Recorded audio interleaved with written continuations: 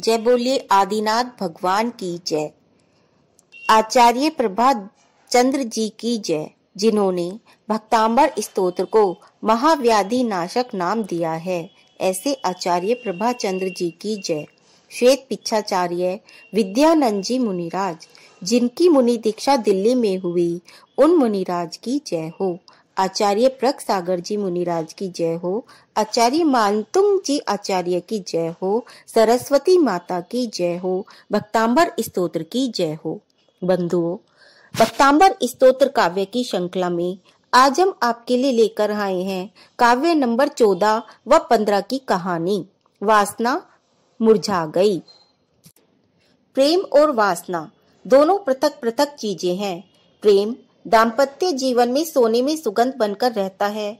विशुद्ध प्रेम दाम्पत्य जीवन का वरदान है, जो पति पत्नी का धर्म साधना तथा पुण्यार्जन में सहायक होता है। किंतु इसके विपरीत वासना ग्रस्त जीवन की विष बेल है, दाम्पत्य जीवन का अभिशाप है, जो अनंतानंद संसार व नरक निगोद का कारण बनाती है। बिहार राज्य के केतुपुर नगर के नरेश भी दुर्भाग्यवश इसी वासना के व्यसन के दुष्चक्र में ऐसे फंसे कि पतन के निचले कगार तक जा पहुँचे।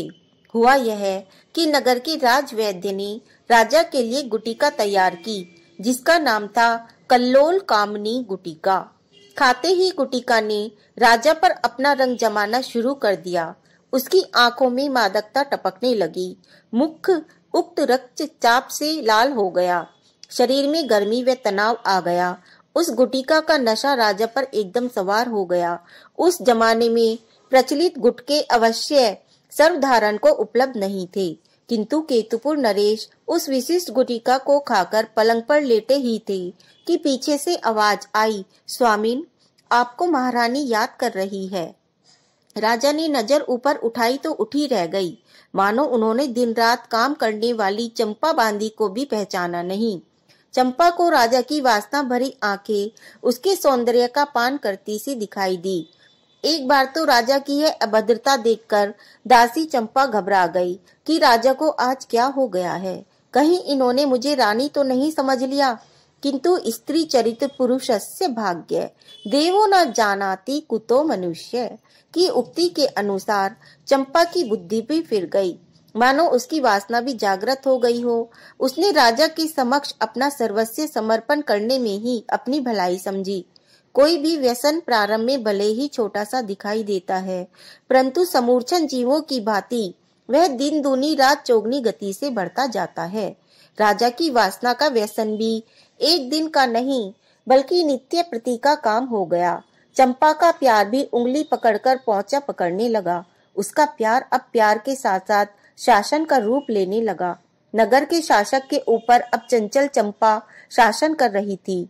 तथ्य यह है कि बड़े बड़े व्यक्ति भी वासना के गुलाम हो जाते हैं तो उनके सरगुण नष्ट हो जाते हैं।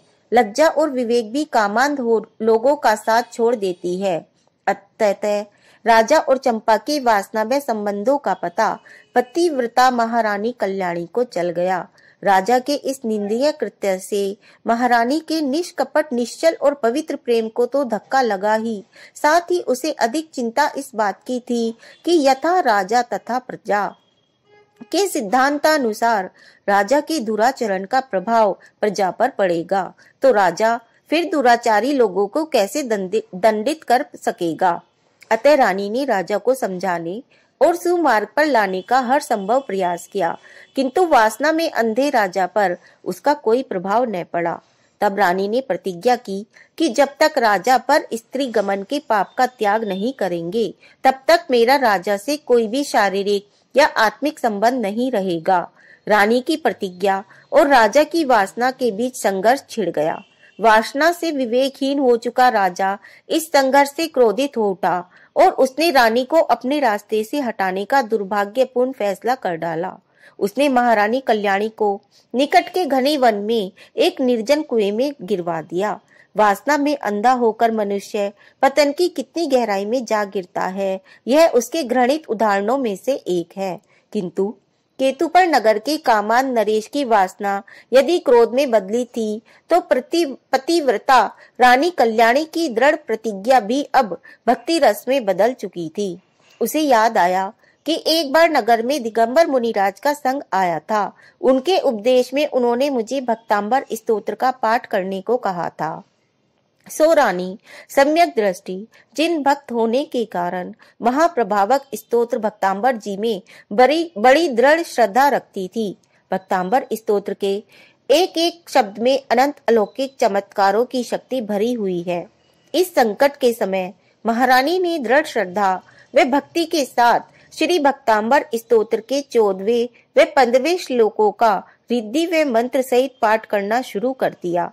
दूसरे दिन ही अर्धरात्रि के समय राजमहल के शयन कक्ष में सोते हुए राजा की जब अचानक आंख खुली, तो जिन शासन की रक्षिका जम्भा देवी को विकराल रूप में धारण की अपने समक्ष देखकर वह भयभीत हो गया। उसका अंग अंग पीपल के पत्ते की तरह थरथर कांपने लगा। क्षमा मांगने पर देवी ने उसे इस शर्त पर अभय दान दिया कि वह पर स्त्री की छाया से भी दूर रहेगा। देवी की कृपा से रानी भी सुरक्षित घर लौट आई। अब क्या था, रानी की भक्तांबर स्तोत्र की भक्ति से राजा वासना के गहरे गर्त से बाहर निकलकर आया था। राजा और रानी दोनों के हृदयों में वासना की जगह सच्चे व पवित्र प्रेम का सागर हिलोरे लेने लगा। वासना का अभिशाप प्रेम के वरदान में बदल गया। वासना की विषबेल नष्ट हो गई और उनका दाम्पत्य जीवन फिर से सुखी व धर्ममय हो गया। भक्तांबर स्तोत्र ने उनका जीवन ही बदल डाला। तो ये है महिमा भक्तांबर स्तोत्र की। भक्तांबर स्तोत्र की जय हो। दोस्तों, हमने भी आदि शक्ति ग्रुप ने भक्तांबर स्तोत्र को पठन और पाठन के लिए उसके रिद्धि मंत्रों का उच्चारण, शुद्ध उच्चारण के साथ साथ उसमें हम भक्तांबर स्तोत्र का कौन सा काव्य कौन से रोग के निवारण के लिए है तथा कौन से काव्य से क्या लाभ होता है, यह सब सिखाने के लिए हम जूम मीटिंग द्वारा क्लास लगा रहे हैं भक्तांबर स्तोत्र की, जो कि 22 फरवरी से शुरू होगी। अतः जो भी भक्तांबर स्तोत्र की महिमा को जानना चाहते हैं, पढ़ना चाहते हैं और उससे लाभ लेना चाहते हैं, तो कृपया मेरे नंबर पर मैसेज करें। धन्यवाद।